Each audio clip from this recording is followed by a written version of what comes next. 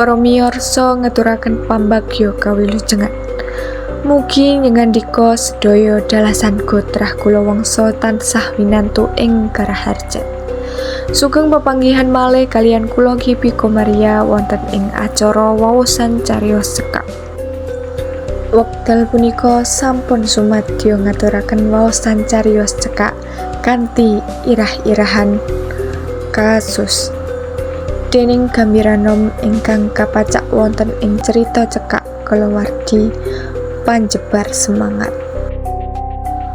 Mugi atur waosan cariyos punika katampi kanthi renaning panggalih. Sugeng midhangetaken.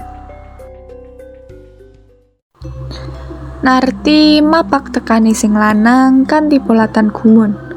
Awit ora biasane wimbadi bali saka kantor kanthi polatan peteng. Mesti ana bab sing ora beres. Ngono pangraitane Narti. Mas, eneng apa? Eneng kedadean apa ning kantor? Pitakone Narti karo mrepeki. Wimbadi gresah abot. Ora guneman apa-apa. Bablas mlebu ngomah njujuk kursi dawa. Bokonge dibrukake ngono wae. Pitakone Narti ora ditanggapi. Mas, kondo, eneng kedadean apa ing kantor? Aku garwamu to, Mas. Duweni hak ngerteni masalah sing namani sliramu. Kondo, Mas. Pangrimu Narti. Wimbadi durung aweh wangsulan cetha. Panggresahe pijer kawetu. Karo sirahe sedelo-sedelo gedak-gedek sajak nganggo gawan abot. Narti cengkelak mlebu pawon, baline nggawa banyu putih segelas, diulungake marang sing lanang. Wimbadi nampani gelas kuwi isine dilonggo jablas. Apes tik, sumolot tembunge Wimbadi. Apes priye? Apane? Andring pitakon Narti sing apes. Iki mau aku rak ditimbali Pak Camat. Jebul didukani entek amek. Didukani, luputmu apa, Mas? Wimbadi buka tas ngetokake koran anyar, koran diwenehake marang Narti. Bukaken kaca 3 kolom 2. Printahe Wimbadi. Narti agan mbiyaki koran kasebut.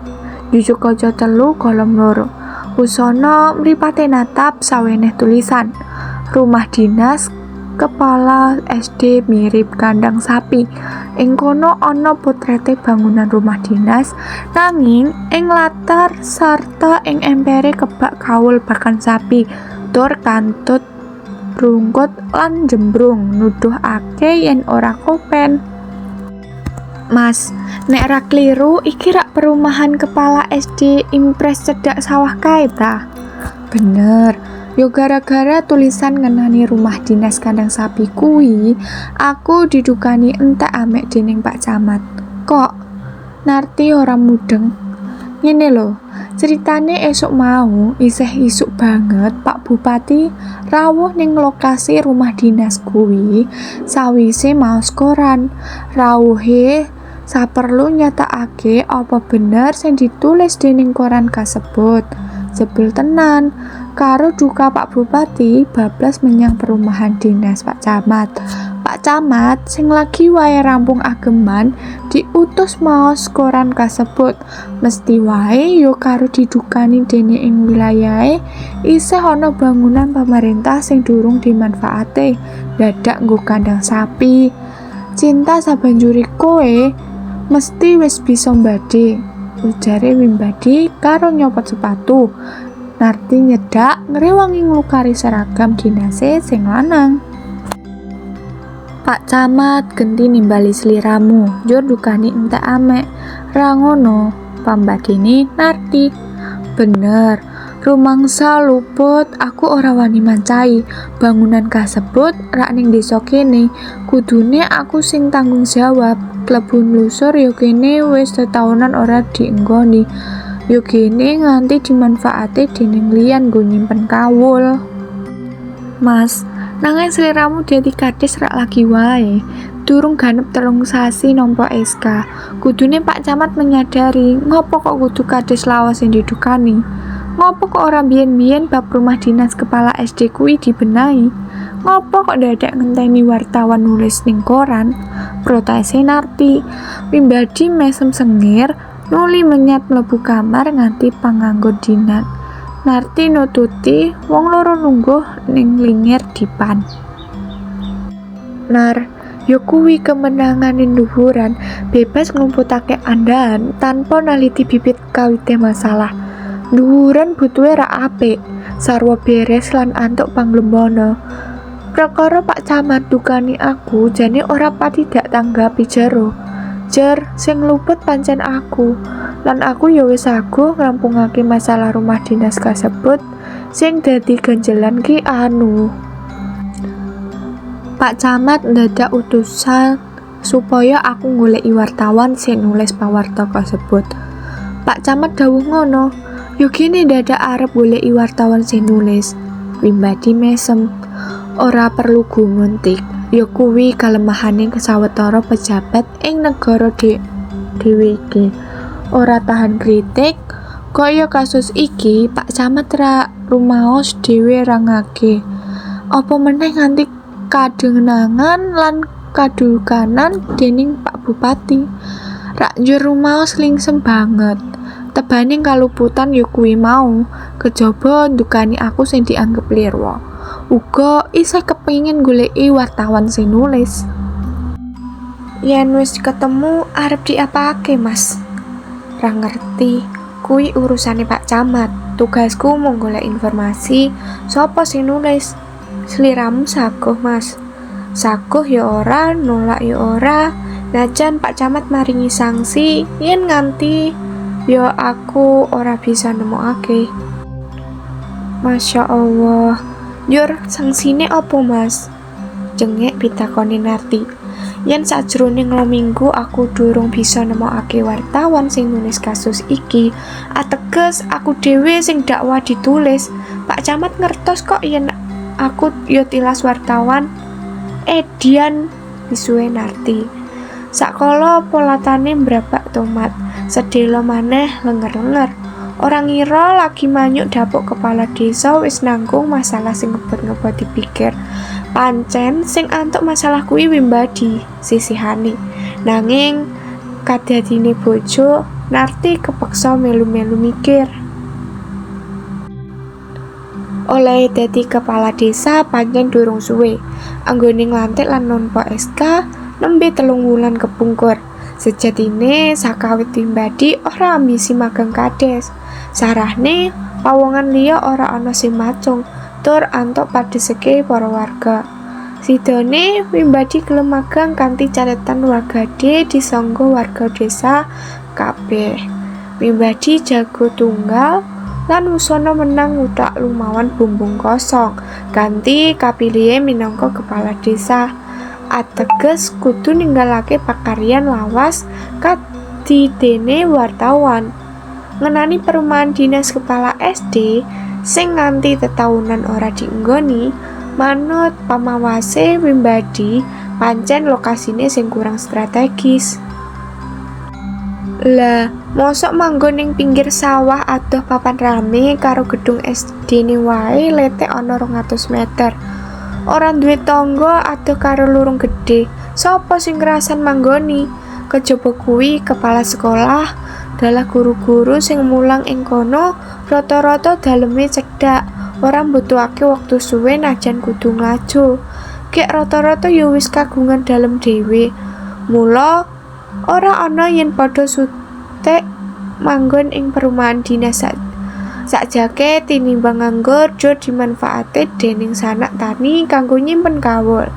Ora ngertiya konangan wartawan sing banjur ditulis lan nuwuhake gendro iki. Awan iku bubar mangan lan sawise salat dhuwur, Wimbadi nyandak sepeda motore, geblas lunga pamite marang Narti sumedya ninju perumahan dinas kepala SD ing pinggir sawah kasebut. Uga arep sowan Pak Kepala SD saperlu ngembruk amrih perumahan kasebut ora terus-terusan suwung ngira golek informasi wartawan ngendi sing nulis kasus kuwi. Baline wis wengi, mawa polatan sing luwih peteng tinimbang awan mau. Narti kita-kita mapakake.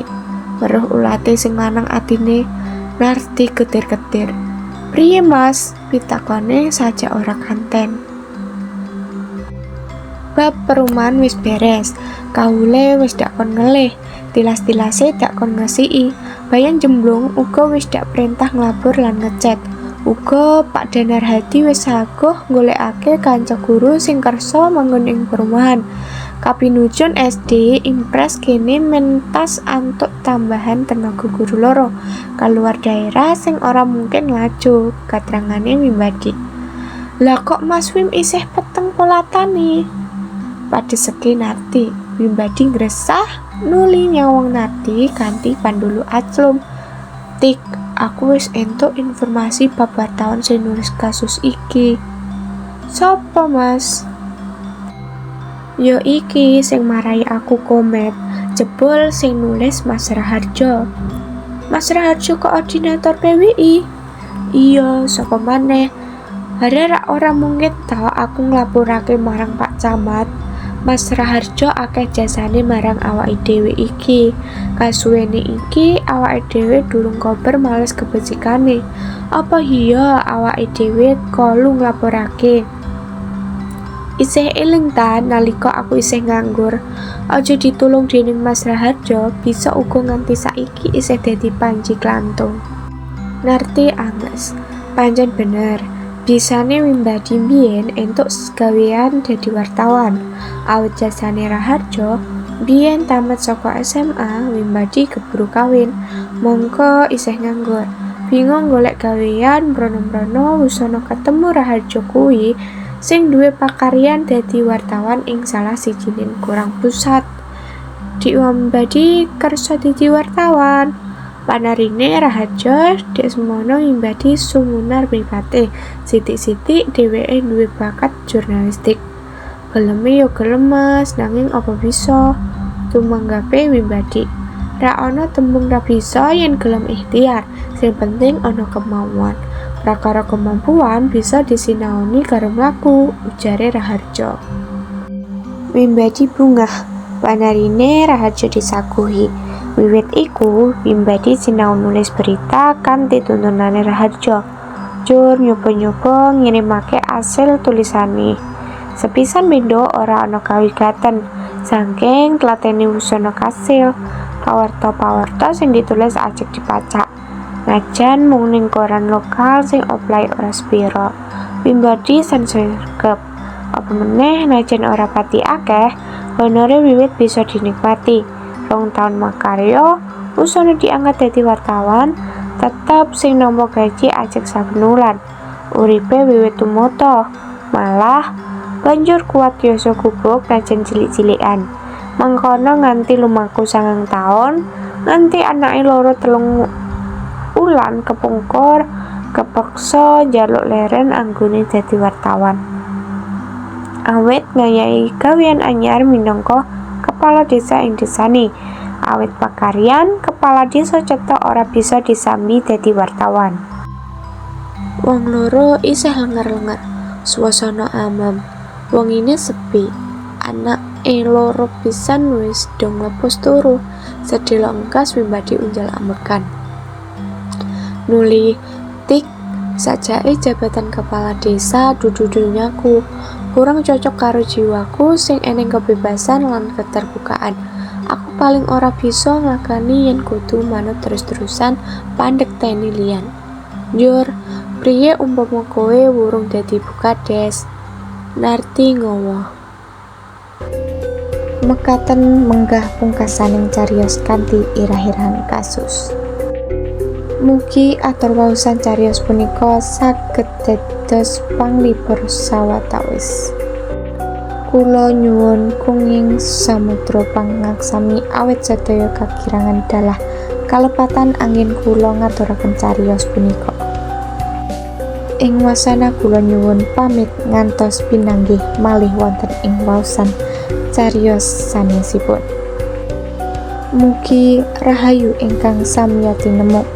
Nuwun, matur suwun.